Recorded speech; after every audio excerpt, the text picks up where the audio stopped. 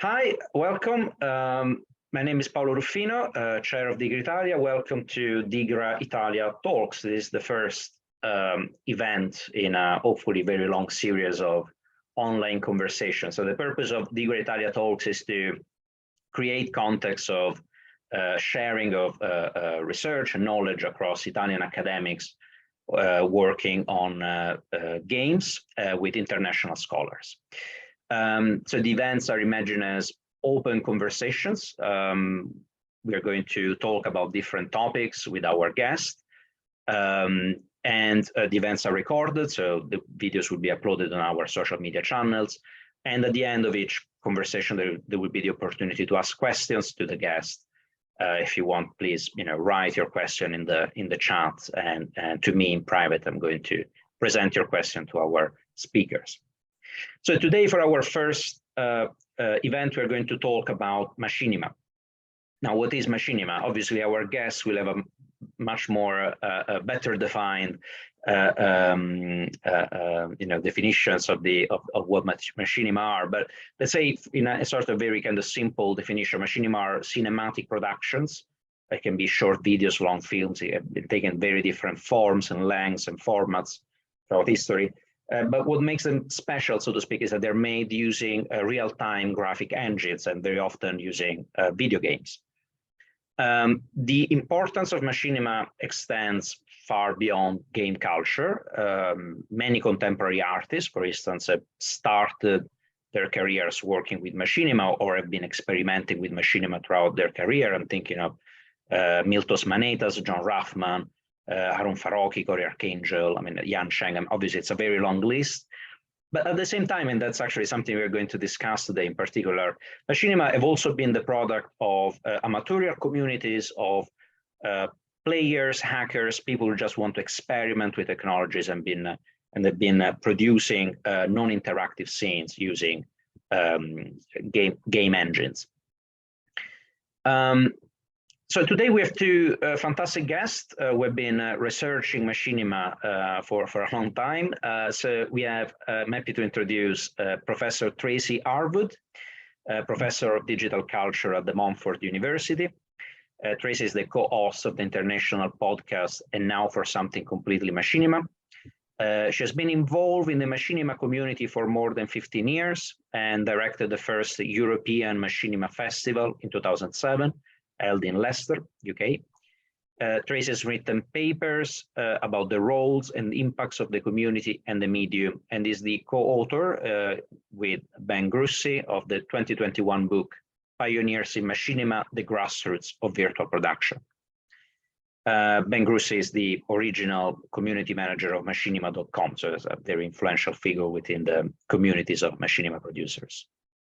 So Tracy's current interest is on emerging technologies using virtual production and their impacts on related various industry sectors. The other guest is Gemma Fantacci. Gemma is a PhD student in Visual and Media Studies from IULM, Milan. Her research focuses on the relationship between counter-gaming practices and the Situationist International. She's the co-organizer of the Milan Machinima Festival. It's an annual event. The festival showcases game-based videos created by artists and practitioners whose work lies on the intersection of video art, cinema, animation, and gaming. All right, so with no further ado, I would like to start the conversation and thank our guests for joining us today. I know that Gemma has a number of questions for Tracy, so I'm happy to leave the stage to Gemma. I might jump in the conversation later on, but I know she has a number of very interesting questions for Tracy. So Gemma, I'll leave the stage to you.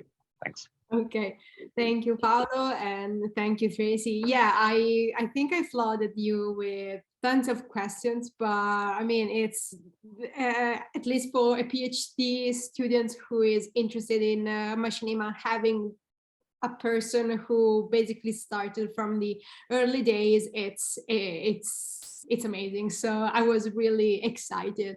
So as a first question, I know that in 2020 and 21 with Ricky, Groove, Phil Rice, and Damian Valentine, you started a very interesting podcast, and now for something completely Machinima. And from 2021 up to now, you have uploaded tons of videos and you have done tons of contents. So I would like to know the genesis of the podcast and how do you do it, in the sense, how do you search for new machinimas, and what's your modus operandi, basically? That's a great question, and thank you very much, both of you, for inviting me to be here this evening. It's a real pleasure to have a chance to talk to you. Yeah, sure, right. Well, the podcast was put together actually by Phil and Ricky. It was Phil that kicked it off in 2019. He basically spoke to Ricky, who said something like, well, I don't think so. Machinima is long dead. I'm not sure what we're going to be talking about. And so he did a little bit of digging around, and then towards the end of 2020 had said, okay, let's give it a go. There's some great work we've seen over the years, so at least we can kind of talk about that. And plus, I think it was a great opportunity and an excuse for them to catch up more regularly. And then what they did, they asked the old Machinima community if anyone would be really interested in joining them. And I thought, well, I've got this book that Ben and I are writing, so there's kind of plenty to talk about from that side of things with all the research and whatnot that I'd been doing, so I volunteered. And then Damien came in too, of course. Of all of us, he's been the most consistently active with Machinima productions over the years. His latest series, Heir to the Empire, has got a huge Star Wars fan following on YouTube. And then, of course, the hidden member of the group is Ben, who's been doing our historical episodes based on this massive tome he created in, from the very earliest days of Machinima, which I think we'll probably talk about a little bit later on too. So there you go. By Christmas 2020, we were this kind of loose team. And by the end of January 21, Phil had this fab website for us. Ricky had set us up with a radio podcast account and registered with us with all these sort of streamers. And we had a bit of a plan to go from there, basically respecting that we're all kind of community-minded folks rather than commercially driven. And that has not changed for us at all. We're all in it to be supportive rather than to sort of make anything out of it. We did have this kind of debate about formats and decided that the website would be where we would put all our film links and our various notes. And then the podcast would be something folks could listen to while on the move. Because if you remember, back at the beginning of 2020, there was kind of this big sort of thing about there's plenty more room for more podcasts. So everybody in the world was sort of creating podcasts, just audio podcasts at the time. And then, of course, Phil and Ricky did these skits, which were an awful lot of fun, primarily around the demise of machinima.com. And their skills are kind of legendary. Ricky, of course, has got this really impressive background in professional production, including acting, and Phil as a well-known machinima producer. So we were always going to have really strong production values with whatever we did. And then in terms of how we structure things, we kind of always decided we would be open to developing the format as we went along. So we tried to give different ideas some air and let them run long enough to see if, how we felt about the format. So after the first few shows, we found that we kind of had this sort of natural set of topics that were emerging around news, latest game releases, relevant texts and films we really enjoyed talking about, and some reflections on our kind of past experiences. And then plus we realized that far from being long dead, Machinima was actually on the very cusp of being something new, mainly because there were a lot of new technologies emerging. People had time on their hands due to the pandemic. Mando had been this massive hit and a real moment of truth for professionals who were taking a lot more notice of virtual production techniques, machinima and real time. And also, we were impressed that NVIDIA had basically taken the bull by the horns and announced its upcoming launch of Omniverse Machinima using our definition from the early years. And that gave us some hope, really, that machinima.com and its kind of perverse approach to community, which had effectively driven out creativity in favor of content, could finally be put to bed. Machinima, as it emerged from those sort of early days, would be allowed to evolve into something more powerful again. But then it wasn't really Omniverse that's been the driver, I think, at least not, I think, in the way that we were anticipating. And actually, it never really launched as we thought it would. It's been Epic, I think, and Unreal Engine, with its freemium model that's really been a game changer of the whole thing. I think their attitude and adoption to the universal screen descriptor, which connects these various different tool sets together, plus some great exemplars with the Matrix Cityscape model, which is what I've got behind me here, and the MetaHumans framework approach. That's really catalyzed a creative pipeline which genuinely overcomes some of the more troublesome issues we commented on years and years ago in the whole machinima scene, which is all around IP.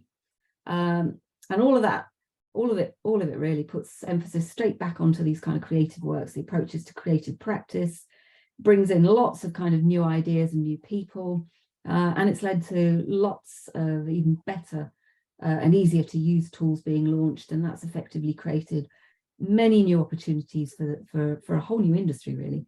Yeah. We've barely been able to keep up on the podcast, and by the end of that first season, we decided we'd include a YouTube version as well.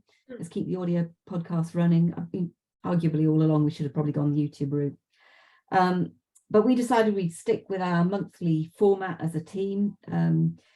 We've all got lots and lots of other things going on around us too. So, a monthly meetup is what we do. We do all our recording and then split it out and share it over the course of a month. Mm-hmm. And then just more recently, we decided that we're going to keep focused on the films and move the news sections, which we'd really kind of got quite large, as all of these new tools were being developed. We thought we'd put that to the blog because we could never keep up with the news stories as they were breaking.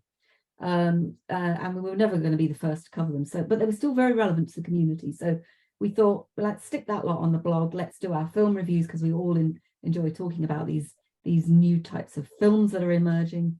And, we'll kind of take it from there. So that's really what we've been doing since September, I think. And I have to say I'm really enjoying writing the news segments on all the various technologies that we're putting out there. We've just kind of gone into this sort of season 3 where what we're doing now, instead of doing a bunch of films, we're doing a single film per episode. Mm-hmm. And we're putting all the bits and pieces on the blog. As to the films that we select, I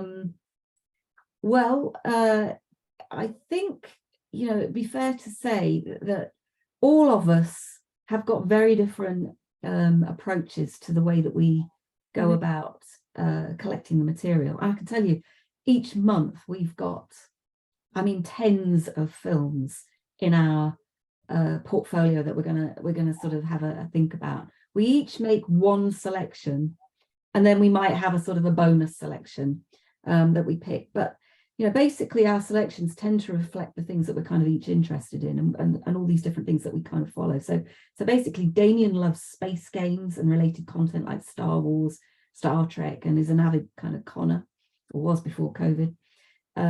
Ricky is massively into thriller, horror, and sci-fi classics, literature, and games, and has this kind of bibliographic knowledge of films and all these genres too, of all the genres. Phil's got teenage kids, was a big Sims machinima creator, and basically loves seeing how real-time and Let's Play has kind of evolved over time. So he's very into that. He's also an incredibly talented musician and composer, storyteller, and voice actor. So he's he's got all these kinds of interests that he follows. Basically, I'm a researcher. I mean, I spend a period of time every single day checking out all things to do with emerging technologies that I'm particularly interested in. So content just kind of comes our way from that sort of thing. And then, as I said, we've got this massive pool of things that we kind of select. When we review it, I think what's really interesting is that we all come at it from so many different perspectives, such as, I don't know, things like the techniques or the presentation of ideas or the concepts or the different ways of storytelling that we've seen, or maybe the soundscape design and the way that's integrated with the story, or how the technologies have been used, or the fact that we don't understand what the technologies are that have been used, because some of them are so kind of out there, we're not too sure. But we try and pick something that's got something that's piqued our attention each month from any of the content that we kind of see. And obviously, I suppose really by the end of it, we've got this kind of much richer understanding of the film from all our different perspectives. But also what we're trying to do is be objective in our review as well. We're not setting out to undermine the confidence of any of the creators whose work we're reviewing. We're not really minded to follow what other folks have said about it, I have to say. But what we want is a kind of a critical approach to sort of exploring the way this work has evolved and developed from all our different kind of perspectives, and then put back into it what we feel is the ethos of the Machinima community, which was all about sharing and personal growth. So that's really central to what we're about on the podcast. Long answer. No, but it's great because it's a complex project, and picking the not the right, but the video, the movie that you want to analyze that month it's difficult because dealing with Machinima means dealing with different types of genres, people that are using not only games but also game engines or other technologies. There are also artists that are combining photography but also in real life footage, codes. So there is a plenty of different vibes and genres out there. And one of my question is, thinking about back in the early 20s and now, what kind of trajectories or trends are you seeing? There are some evolutions or drifting back in some areas. Yeah, exactly. Well, I think you nailed it. Really, it's huge, and there are actually lots and lots and lots of trends. I guess the main one, which everybody here will probably be aware of, is the Machinima.com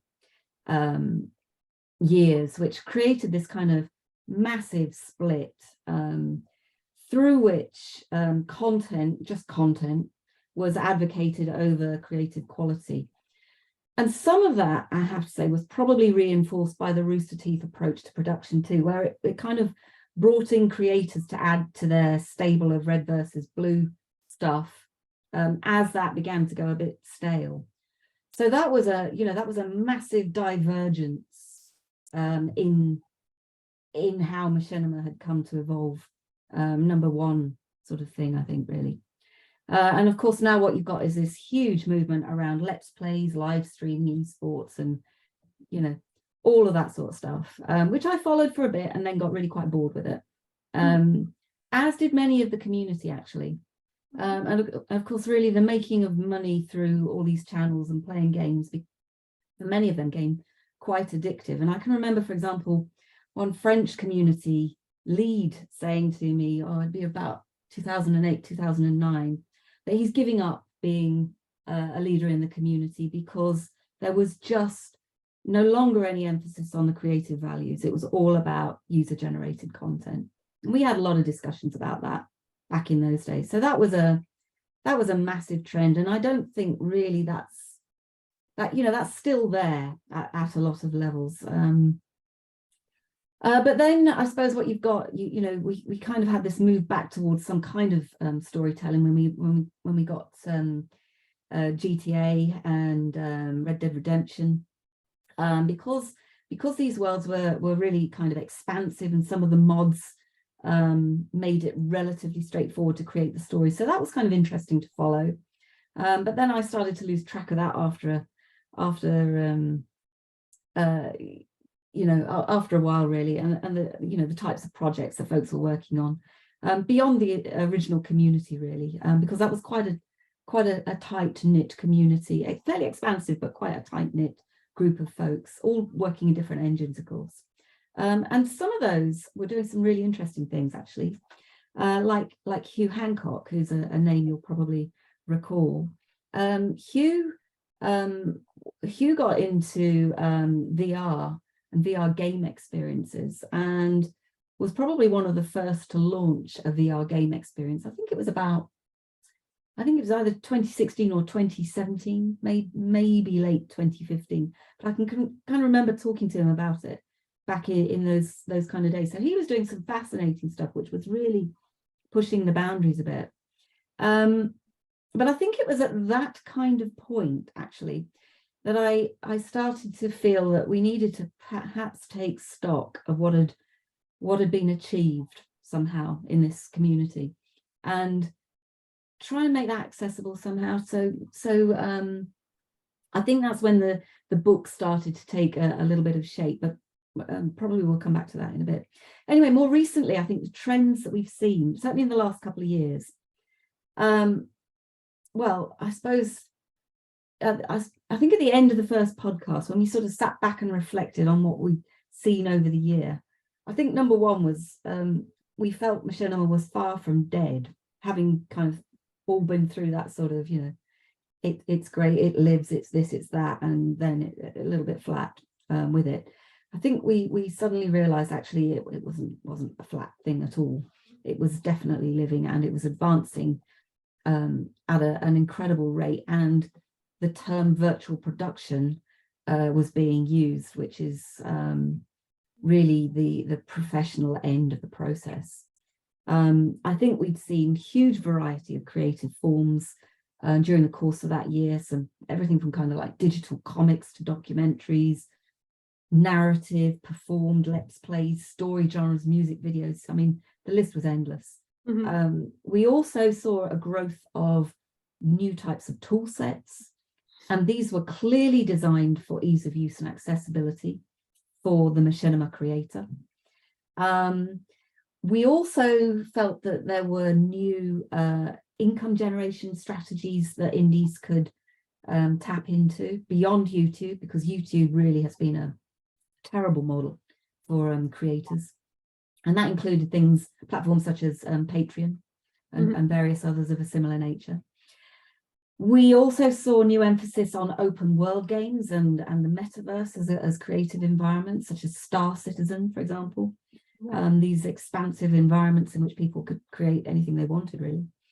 And then one particularly interesting suite of technologies that we saw back end of that first year was motion capture, facial animation technologies alongside that. Although I think we all felt that these were probably out of league for many sort of indie creators, despite actually one marvelous bit of kit having been launched into the Machinima community as far back as 2008, and that was iPysoft, and that was really only being used by a couple of people, but not really by the many. Most were sort of donning these XN suits and doing stuff large, so to speak. Yeah. And then in the last 12 months, I think we've seen that grow massively. Obviously, these tools are core to the emergence of Machinima as it is now. I think this year we've seen professional filmmakers, or at least folks employed in the film industry, have they've made massive incursions on the indie movement. And that's for a variety of reasons, I think. I think the Mando was a marker, and COVID gave lots of folks time on their hands to dabble with virtual production techniques at the desk.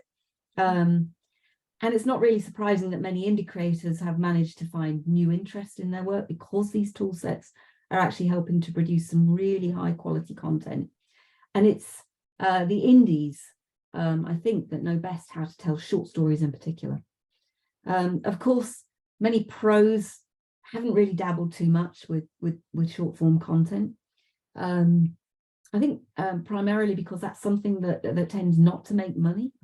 I've had some interesting conversations with John McInnes on that. Short form is not something they tend to concentrate on.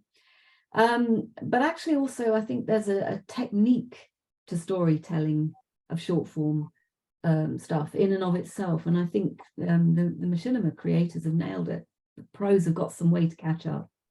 And we're not seeing a lot of new stuff coming out of the pro stables, so to speak. And that's some of the stuff that we've been talking about on the podcast as well. But I think all in all, everybody loves the content, loves the tools, loves the content, because it's looking now a lot more professional than it ever used to. And that's where we're seeing these kind of interesting crossovers between indie and pro creators this year. This kind of short form, new channels, lots of concept tests. I think that's been a thing. And then, of course, Unreal Engine 5 has been an absolute game changer. Like I said, its integration with a virtual pipeline, with everything from sort of Blender, iClone, Kitbash to Xsense, reality capture, and lots and lots of stuff in between.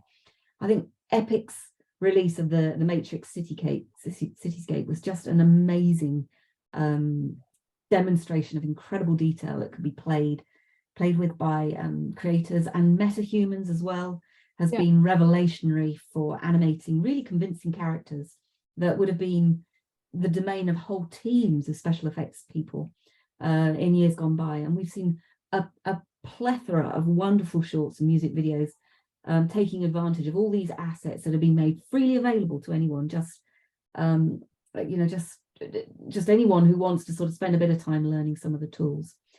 And of course, from a filmmaker's perspective, that freemium subscription model immediately overcomes some of the massive challenges we saw many creators come up against over the years, which was basically how to deal with IP.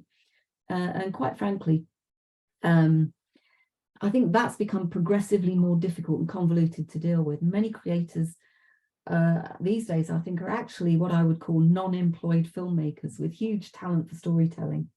And using all sorts of fixes with creative technologies to do it. But they definitely need funds to cover some of the basic costs, such as models and tools and whatnot. And some of the ways that they're able now to distribute this content at least helps them do that, in part at least. Not least because the finished product looks so much better. So I think Unreal has filled a gap that Unreal, and I say others as well, because there are many others that are now following suit, including Sims, which is quite interesting. But they're filling an important gap for these creators. So it's game-based machinima, where commercialization of any kind, I think, is out of bounds, and frankly just doesn't stack up anymore when you compare it to these engines. And there's a great example that we talked about a couple of months back, actually, where a guy had spent years creating a film in Warhammer 40K, working actually with a lot of the folks that had worked on the big budget film, which was made about it. But then at the kind of almost at the 11th hour, the game devs just didn't support it, and he wasn't able to release it. Which, you kind of think, why on earth would you do that? It's disappointing beyond belief.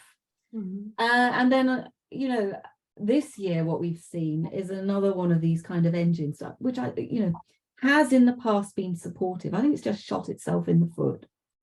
Basically, Star Citizen, which had a massive community of creators, doing some really, really interesting stuff in it, frankly changes its rules and now has a bit of a question mark hanging over it as to whether or not you can do anything with the assets. I wouldn't even bother to waste my time using these now.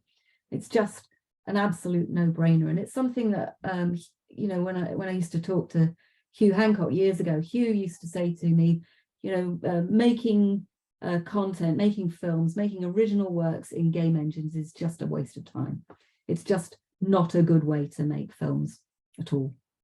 And now you don't need to, because the tools are kind of there. But what's interesting, just to trends, what's interesting, I think, is now, given that we've got these tools, you know, one might expect that there would be thousands of creative works by this stage. But actually there aren't. We're seeing probably hundreds, but definitely not the thousands. So, you know, we're obviously still in early days, but I think part of the reason that we're not seeing more stuff is because these same folks that used to just sort of create content to get ad revenue and now cottoning on to the fact that if they make a tutorial, they can generate as much revenue from the tutorials as they can in any kind of creative way. So much of the emphasis these days is on how to make tutorials about using these tool sets. None of it really, in some ways, is about the stories. So telling a good story, however you might do that, is still a craft.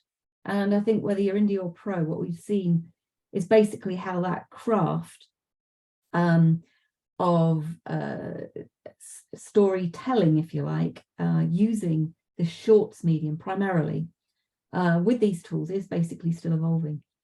And so with an attempt to kind of get things into a more creative framing, I suppose another trend that we've seen this year is lots and lots of contests, primarily supported by the tech developers, and many, many more festivals accepting 3D content. Yeah, it's true. Where Machinima, you know, you'll know this, Machinima was previously a bit of a persona non grata, and virtual production of any sort wasn't really, you know, very well thought of when it got into these more mainstream film festivals. But it would be fair to say that now virtual production really is a kind of new fair child. I think it's much more acceptable and is regularly shortlisted and awarded prizes. And then one other trend, I think, that we've just really cottoned onto towards the back end of this year is that of artificial intelligence. Now, we've been watching this all year. You know, summer, it was all about, you know, still images and whatnot. Now, already even, what we've seen emerge is the ability to create 3D objects from these images that are created, and also animations. And I think when you're talking about AI with, you know, for sort of 3D animation, there are going to be a lot of folks giving this a go. And if you can then use that with things like Unreal Engine, then you've got some really interesting potential opportunities that emerge that completely step away from all the issues. Well, I'll say that with a reservation, but do begin to step away from some of the issues to do with IP that game-based machinima always had. And I'm really excited to see what comes out of the next 12 months because of all these developments. Yeah, it's may I quickly jump in? I mean, thank you for, I mean, there is quite a lot to digest, actually. There's quite a lot of stuff to think about. But you mentioned something about the role of YouTube and said it's been terrible for the community. I'm wondering if you want to say something more about that. I imagine it must have something to do with the sort of different attention economy that has probably transformed the kind of production and reception of machine. Well, I mean, can you find anything useful on YouTube? I mean, the whole algorithm is entirely geared towards eyeballs and entirely geared away from indie creatives. So finding good quality work on YouTube is nigh on impossible to do. It's you really have to spend hours and hours searching for anything useful or know where to look. And that's a massive challenge. And the more, of course, you look at a specific type of stuff, the smaller your circle kind of gets. So yeah, I think YouTube is a broken model as far as indie creators are going. Don't know how to fix it. I think there's a lot of room for new types of channels. But no, I'm not impressed with how that's evolved whatsoever.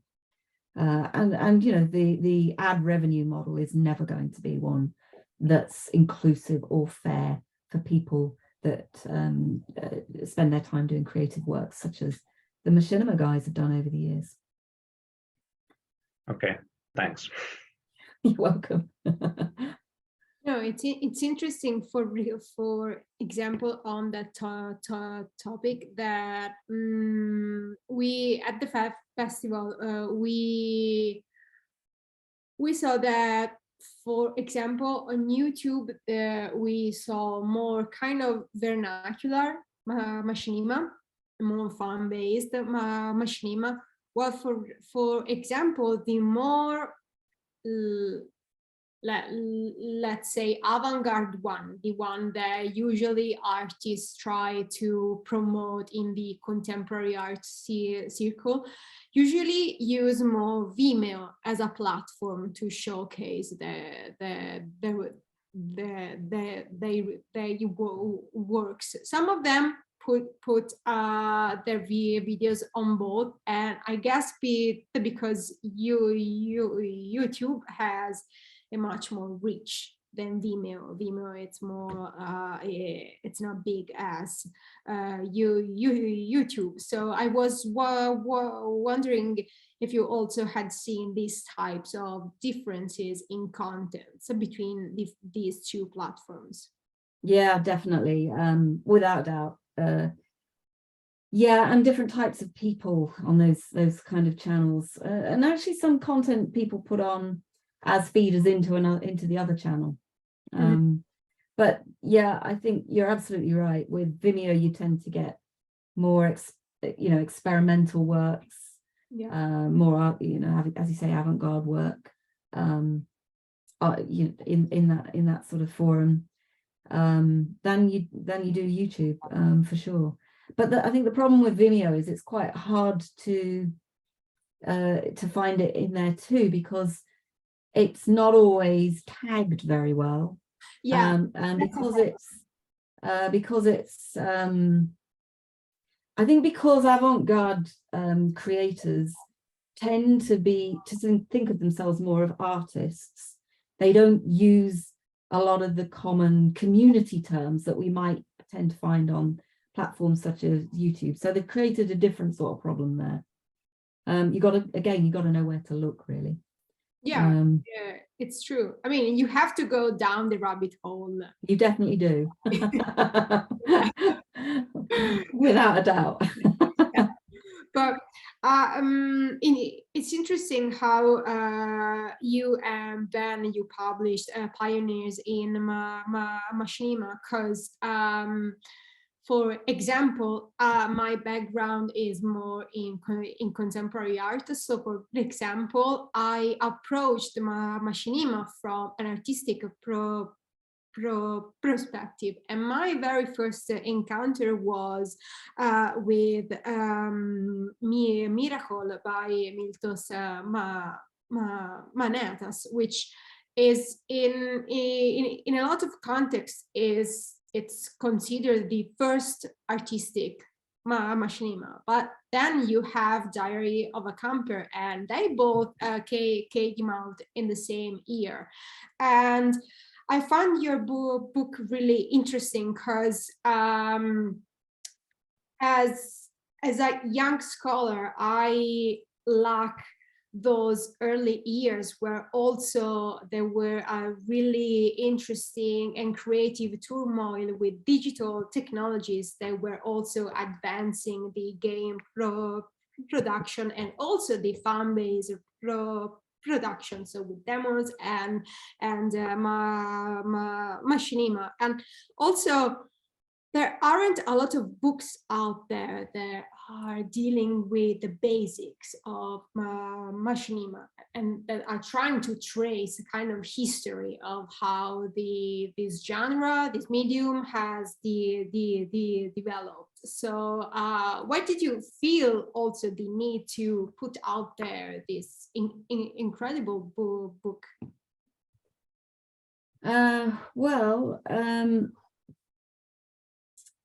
Yeah, I mean,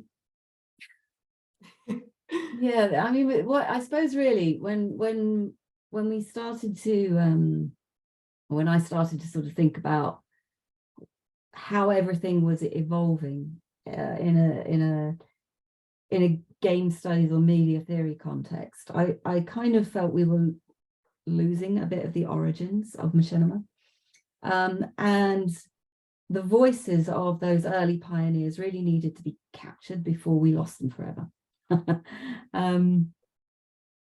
So that was really where the book kind of came from, and I think I'm just trying to remember the kind of the background to it really. I mean, I was so I'd started already to think about that. I'm trying to think what years we would be talking about here. It'd be, I don't know, 2014, 2015, 2016, around that sort of time. When I was starting to sort of think, actually, we needed a little bit to go back to what we were, as it were. And I that sort of timed, or around about that sort of time, I was approached by Vernon, the publisher, who, you know, asked if I'd be interested in kind of writing this book, capture it in a little bit more detail and what have you. And I'm not too sure why they came to me. They probably could have gone to any others. But I think what happened then was I signed it. I sort of sat and thought about it and thought, well, these kind of things kind of converge a little bit. And I think it would have been about 2016 that I signed the book contract for it. And originally I was going to write this with Hugh Hancock, and he was going to help me write it. He didn't want to be on the cover, but he was you know, going to be the main sort of go-to person for it. And we'd kind of agreed that how we were going to manage the process.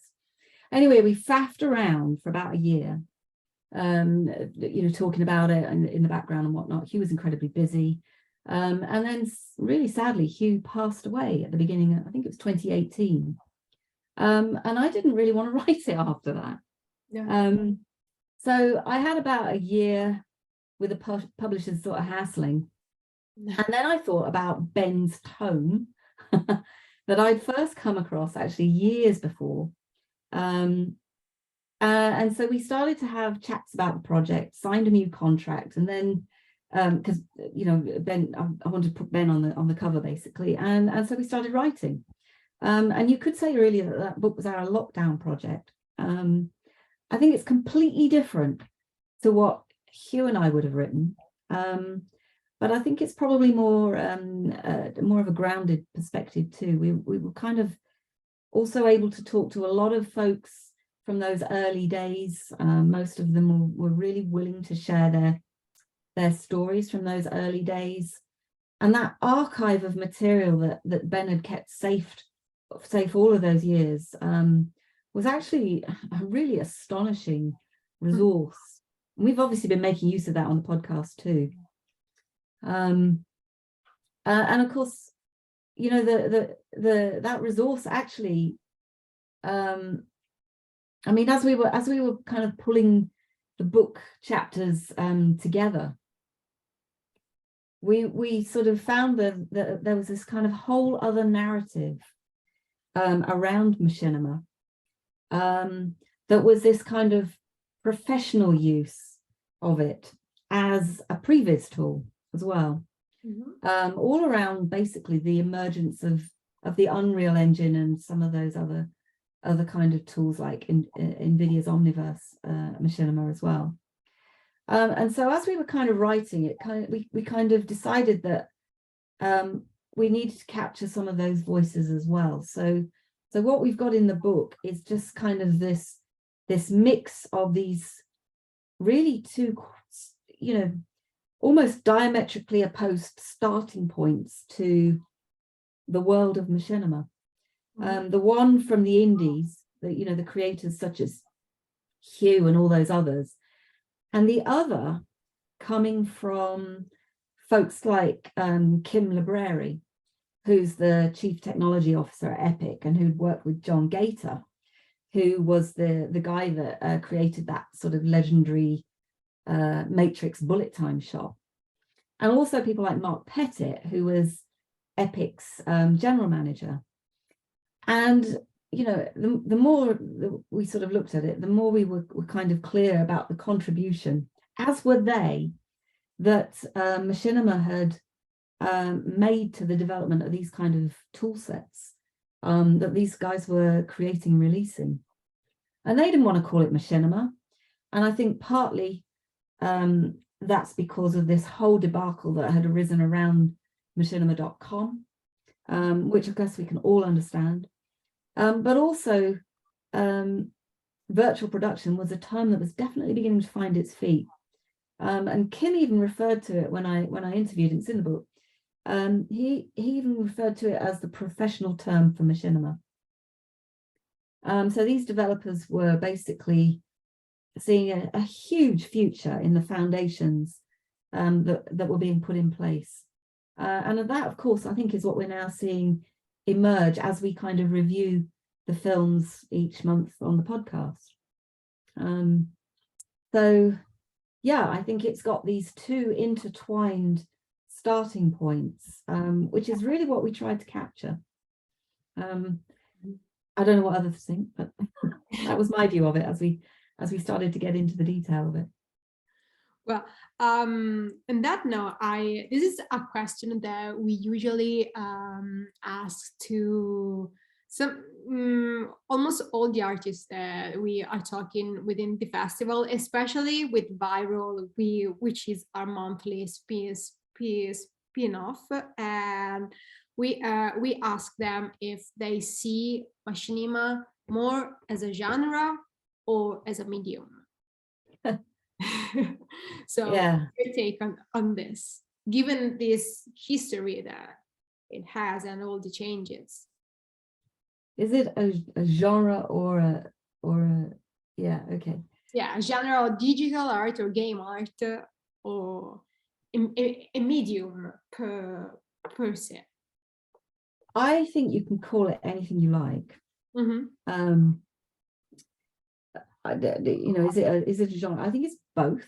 But the reason, I've seen some of the debates about what you kind of, whether machinima is still a real term, yeah, or whether we should kind of forget using it and whatnot. But my view is that it's basically the historical context of something that gives it credibility, and it's that context that frames any kind of debate about how something is evolving, and it will continue to evolve.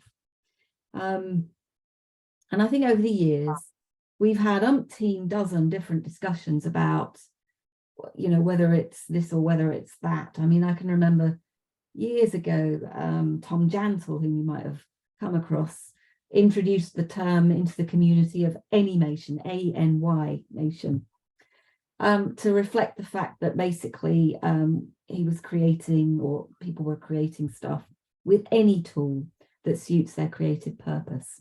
And that got some traction, actually. And I think now we're seeing the term kind of virtual production being used. And that's sticky, I think, because, of course, there's lots of money behind that, which there never was really with Machinima, other than Machinima Inc. Yeah, I think it's basically both. It's basically a broad technique for creating work, and it's a name given to that type of work. And it's basically, it's 3D animation created in a real-time environment, to me. And you can do, you can kind of do that in 3D games, open worlds, game engines, whatever you like. And I think what's still interesting is basically the mix of game and film aesthetic, which is kind of conjoined. And I think very much in those early days, it also was a big, community was massive. And it was that sort of conjoining of game and film aesthetic, which really allowed community to coalesce. Whereas before, what you got was simply fans gathering around a game engine, whether that was World of Warcraft or Halo or even Second Life. That was kind of basically what you got. So it's not game art or digital art, but it's more than that. It's also about community, and I think it's important really to hold on to the community aspect of it as well. Does that kind of answer? No, yeah. It definitely is, because a lot of people that, for example, a lot of young artists that we have encountered with the festival, for instance, doesn't know that their work kind of belong to this really amazing group of people. They are more like, oh, I didn't know that making videos with games actually had a name, and there was actually a bigger community that were doing this, and they all get excited. I'm talking with really, really young artists that perhaps haven't really encountered the first experimentations with games and movies. But I think also because even in art academies, at least in Italy, it's really when you have students that are studying courses with filmmaking, but also animation, digital animation, they are not taught to kind of broaden their horizons. It is more like digital animation is this. It's not something that you can do with video games, and doing movies is this one. So I think this part of the community is actually very important. Yeah, completely agree. I mean, I really, that's one of the things that's been very interesting to observe with how Unreal Engine has evolved too, because there are so many different add-on components of the production pipeline that they're investing in, that's pushing people towards new ways of creating content as well. So you're adding all sorts of post-production effects, and I've seen folks adding 2D like components to stuff, and the mocap stuff is fascinating to watch. The AI stuff will be even more interesting, and then the application side of it as well, for virtual reality and augmented reality experiences, theme park rides, and all sorts of different potential applications of the same tool sets push people to do stuff in entirely different ways. I mean, I've just been awarded some funds to work with a haptic feedback system for deaf choreographic performance. With that, we're using mocap, markerless mocap actually, with a 3D virtual environment as a means for the dance artist to use his body as a controller. Oh wow! So what you've got on the screen with the performance, when we eventually get it all built, is this kind of real-time virtual performance, which is going to be a form of machinima. And I think the problem with calling it so many different things is that it's kind of harder to find that community with which to kind of grow your expertise. And I think you need that community in order to learn from each other and share best practices and, you know, to push each other. But it's really about, you know, community is the heart of it, because through community, you generate a common language. Mm-hmm. And I think what I'll do is I'll take you back to a piece of advice that Kim Libreri gave when I was interviewing him. I asked him if he got advice for machinima creators. Mm-hmm. And he said, yeah, I have. He said, create, watch and share. He said, you'll end up in a vacuum if you don't share your work with anybody. Yep. And because it's fundamentally work for an audience. And I think if you choose to go it alone, well, I guess that's your choice. But I think that's what you miss out on when you kind of have these more traditional approaches to learning a tool set, and you don't think about how all these other things are connecting through the way that these technologies are converging, if you like. The technologies are converging, the practices are converging, the applications are diverging. And I think that's the wonderful world of creative technologies that we're working in at the moment. Sorry, may I ask you a question about, so in the book Pioneers in Machinima, you actually discuss quite at length the role of epic games and the real engine. And I found that section to be particularly interesting. And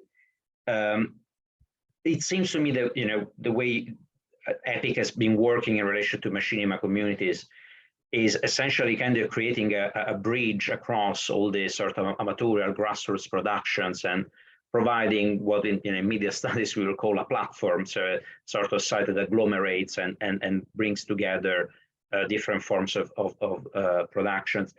And usually in platformization processes, there is also not only a form of capture, of course, of economic capture of user-generated content, but there is also standardization in the way in which these visual texts are presented, organized, and conceived. So do you feel like something similar has been happening in the machinima sector? As Unreal Engine kind of created a sort of structure for how machinimas are created? In many ways, it probably has, possibly in an unwitting way. And I say that because, you know, obviously, bearing in mind what I said about, you know, what's being created at the moment, bunches of tutorials around the new tools that folks are releasing almost like every week. And because there's a rush to use these new tools, what you're seeing is a huge amount of content that's being made using those tools. So the meta-humans and the, you know, the super realistic environments through reality captures and all of that kind of stuff. These are the kinds of aesthetics that we're seeing coming to the fore. You know, how much realism can you put into the movement of a character, for example, or what it is they're interacting, or the environment in which they're in.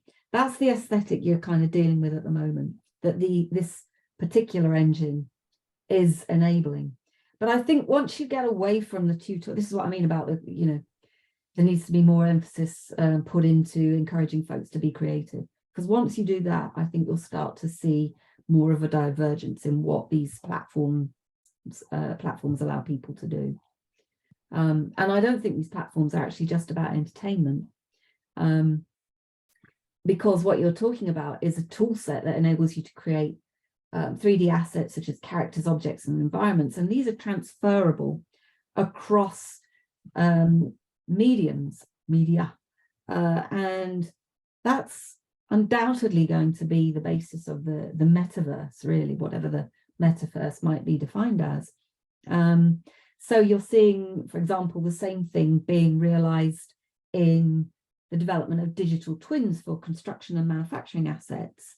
And then you're going to see in the not too distant future how that all integrates into Web3. And, you know, I think that's massively powerful, whatever those assets might be, however those kind of, you know, creatives push the work, whatever kind of realism or imagination they put onto the works, all of that will be realizable through platforms such as this, And I think, one of the big enablers here of this is this universal scene description that all of these tool sets are adopting, which means that, you're creating a pipeline that can grow as more different types of tool sets can be added in. And some of that will include things like post-production effects and all of that kind of stuff. Fascinating area of development.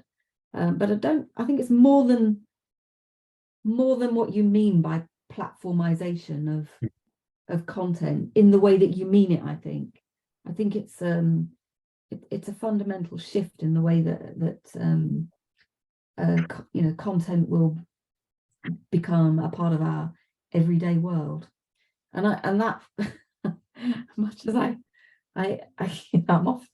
often laughed at saying this sort of thing, but much as I do actually believe this, I think machinima will be everywhere, and I think in many ways it probably has already conquered the internet. But it doesn't have to be that kind of the current aesthetic that I think you might associate with it. I think it can be other things too.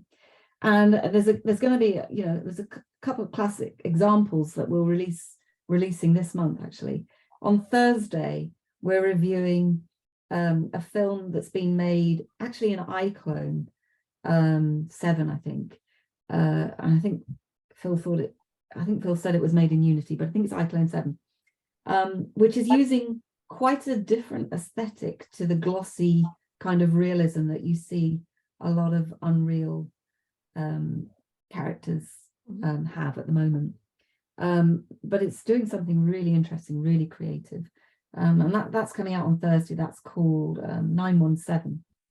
And then the back end of the month, we've got something called the Talkie Orcs that's been created by a studio, New Zealand-based studio, where primarily they've worked with a style of comedy that's really quite compelling in a Star Wars realm. And here what they're using is a World of Warcrafty, Lord of the Rings type realm, where they're doing something absolutely fascinating with lip sync to show just how powerful that tool set has become. And the aesthetic styles are really very different, but same sorts of tool sets being used. So I don't think you can say that it's a machinima aesthetic anymore. It's a quite different approach, I think, and it's game changing. Yeah. May I just say one thing? So since we are getting close to the end of the event, so if you have questions, please write in the chat. You can send them to me privately. If you want to write in Italian, please do. I will translate the question for you. I think there is one question already, which I'm going to ask later. But if you have any other questions, this is the time to ask your questions. Gemma, do you want to do you have any other questions for Tracy? Yeah, I would like if we have time, if you can talk about your experience in organizing the Machinima Europe festival. Yeah, because as we started the festival back in 2018. I was curious to know how the event went and how the reception also was, like how the public, the audience responded to the festival. Sure, absolutely. Well, this was we badged this as quite a major event with and I would say we had a lot of international support for it, including from the games and tech developers as well as TV channels. Machinima had kind of come a long way, but the main thing that I wanted to do with that event was to legitimize the creative work where previously it had probably been rather underground, I think, and terms and conditions and whatnot on the games were rather obscure at the time. So we kind of worked a little bit in the background on all of that. We had lots and lots of discussions. I brought in a huge number of folks actually to be on the judges panels. including from Rockstar, Microsoft, BBC were involved, the ITV channel. You know, there were a lot of folks involved. And they were on these judges panels. They were involved in different awards. And I basically also wanted the community to be involved as much as possible. So really a great deal of effort went into all of that. And we ended up with something like, I don't know, 150 entries from all over the world to sift through as a consequence. We partnered with the Academy of Machinima Arts and Sciences, and a lot of the pioneers were guest speakers at the actual event. Rooster Teeth made us a special episode, Red versus Blue. I think it was called Going Global, which they premiered as well. Hugh and Johnny launched their book, Machinima for Dummies, at the event.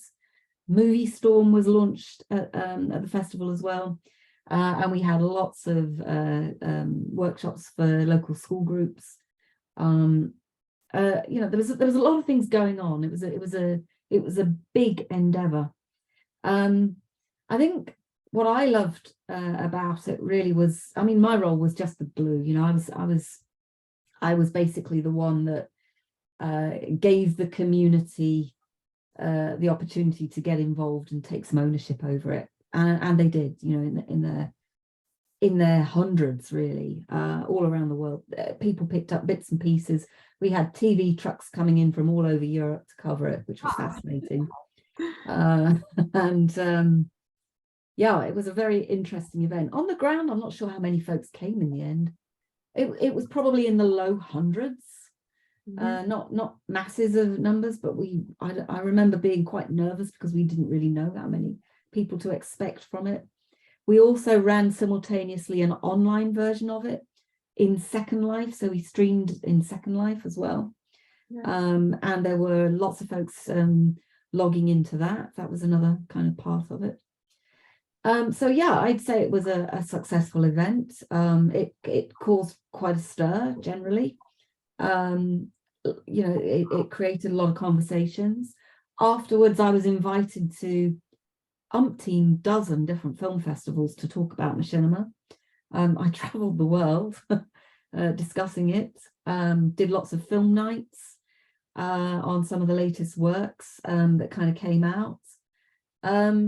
And, you know, I suppose from my point of view, it also stimulated me to do lots of research on the importance of community, which was something that I just witnessed come together at a scale I'd never really seen happen before.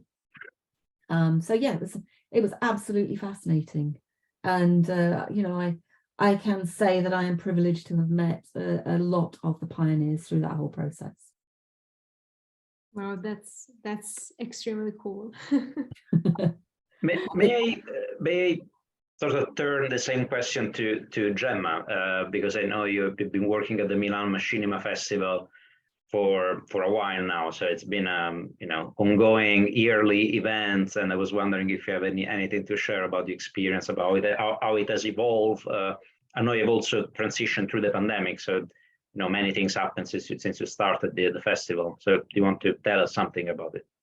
Yeah, the festival actually started within IULM, and then we, after a couple of years, I think we brought the festival elsewhere, actually online, and the pandemic really didn't stop the festival, but I guess it was more a moment where we realized that we have to do a step forward and try to kind of think be bigger, in the sense that not just doing an yearly event, but try to come up with different formats to keep going with showcasing Machinima. So we started Viral, which is a spin-off of the festival, and each month we do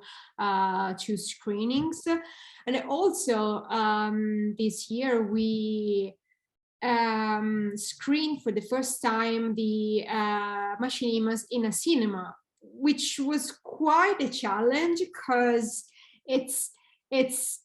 I mean, I was so thrilled, because there are some works that are really stunning, and seeing them in a computer and then in a really big screen, it's totally a different thing. So it was super cool.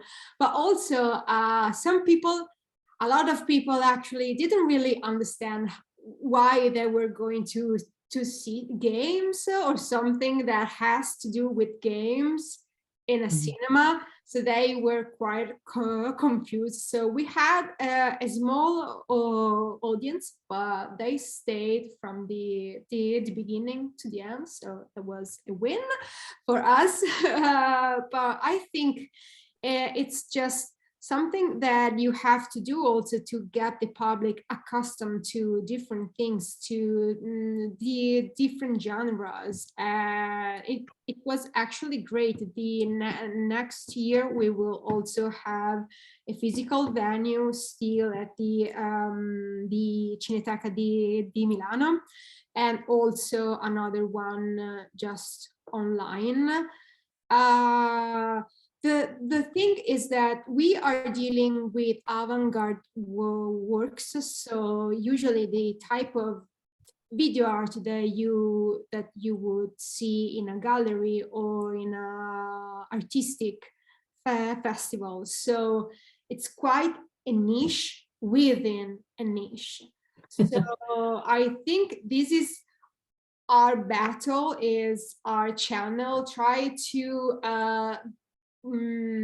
extend our audience, but also not just in terms of audience, in more like creating a community around the festival, so we can also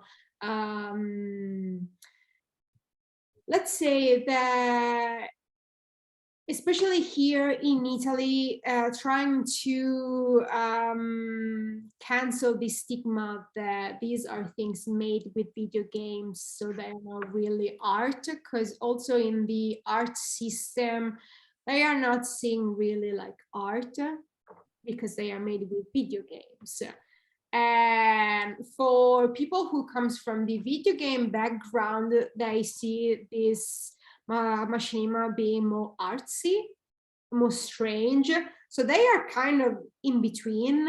So yeah, that's the challenge, trying to find the right way to communicate these kinds of words. Also, the other last week we launched our Twitch channel. So we are thinking in 2023 to think about more programs and formats to delve into this platform, and we will see what we will do actually.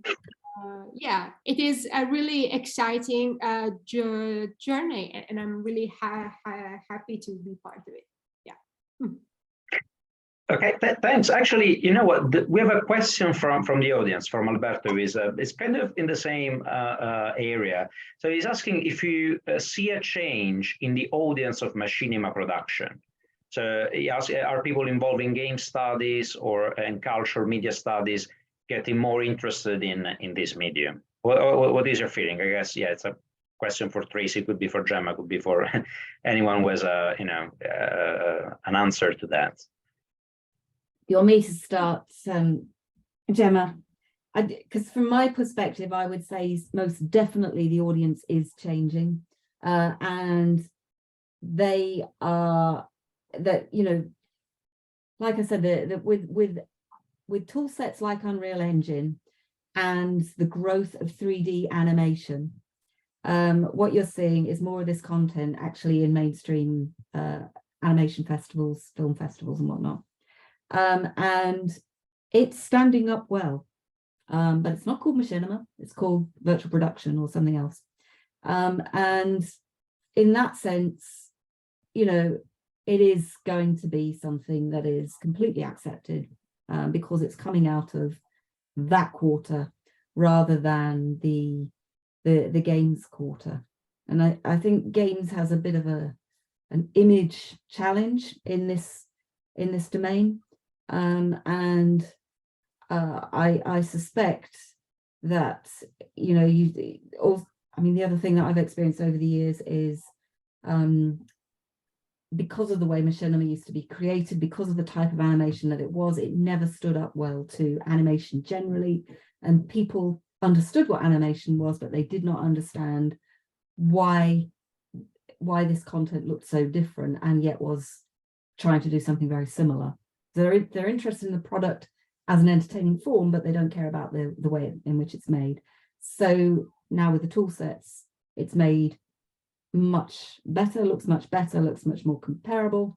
And again, still people don't care how it's made, but they like what it's doing. So that's the way in which the audience is changing, the fact that they're able to consume it more easily than how they used to be able to. Yeah. From my perspective, anyway. Yeah, no. For example, I would say that, yeah, since games have a certain kind of image, I think that when you get past that layer, things are really different. In October, I went to Rome to Fondazione Smart to present the work of a young filmmaker artist who is working with The Sims. She is Federica Di Pietrantonio. And during the artist talk where she was explaining her practice, the audience wasn't really aware of the machinima scene and how you could do films and documentary and so on with games. And when we past this layer, it's a thing made with a game, and we delved into it in explaining how it was made, the technology used, how you kind of transform the original game into something else to tell a story. They were actually really engaged, and even like people that maybe have never also used a joystick or have never really played a game, they were really into it. They were asking questions. They were really interested. So I think it's that when you step when you erase the misconception that, oh, it's a game, so it's more it's a childish thing, or it's, I don't know, something that I don't understand because I don't play games. Well, you don't have to play games to understand machinima and to appreciate it. You can observe it from a different perspective and really enjoy it because it's a really good animation movie, or the story is good. You don't have to play The Sims to appreciate this thing. So yeah, the audience is, I think, is changing if it is also willing to understand and to really put the effort to think about, no, it's not just something that is made with a game. Yeah. All right, thank you so much. So we are actually getting quite close to the end. So I might actually still have a question for Gemma. Just, I know it's a very limited time and it's a complicated question, but I was wondering if you want to tell us something about your PhD project, in particular about your work on the Situationist International and Machinima. So far we've been talking mostly about sort of communities and communities of machinima producers, but your focus is mostly from the art field, from art theory. And I was wondering if you want to mention some examples where you know, this connection between the Situationist and machinima, you know, comes to the fore. It's interesting because there are quite a few artists that are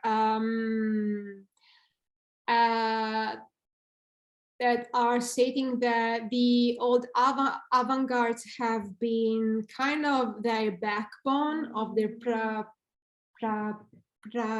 practices and their projects, and especially also with the counter gaming theory, which I know you will talk about next week with Galloway. So I was really interested in this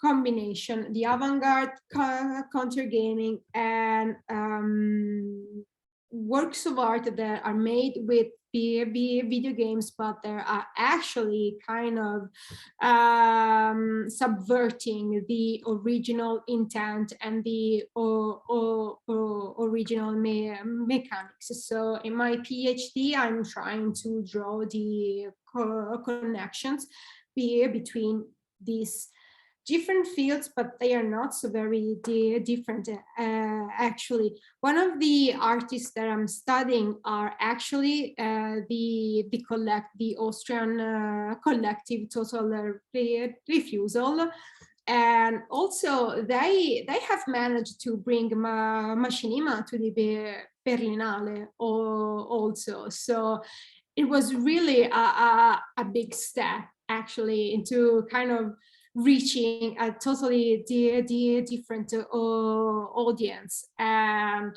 for example, they're using especially Rockstar games, especially Red Dead Redemption, but also other AAA games to kind of make a commentary on the capitalist background of these games. So they are using a lot of tactics from the avant-garde and especially the international situationists, like the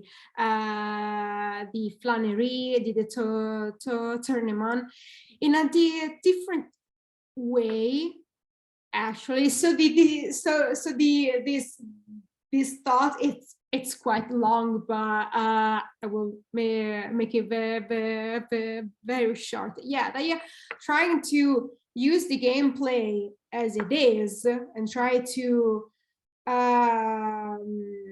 make a social and political commentary out of the video game. And I'm especially interested in the artists that are not using mods or expansions, but they are working with the game as it is. So they are going against the system in a certain extent, and this is basically the backbone of a lot of movements from the avant-garde, going against the backbone of the system. But it's tricky because the situation is international. Actually, they didn't really produce works of art, but they didn't want to produce artworks and to put them into the art system. Well, here we are dealing actually with artworks that are pushed into the art system. So there are quite different differences in the mechanism, but yeah, maybe this is a really long story, and maybe for another talk. But yeah, it's well, I want to say that it is a really interesting field because there are few studies that try to bring together more the avant-garde and the video game as a form of expression. So yeah, it's quite an interesting journey.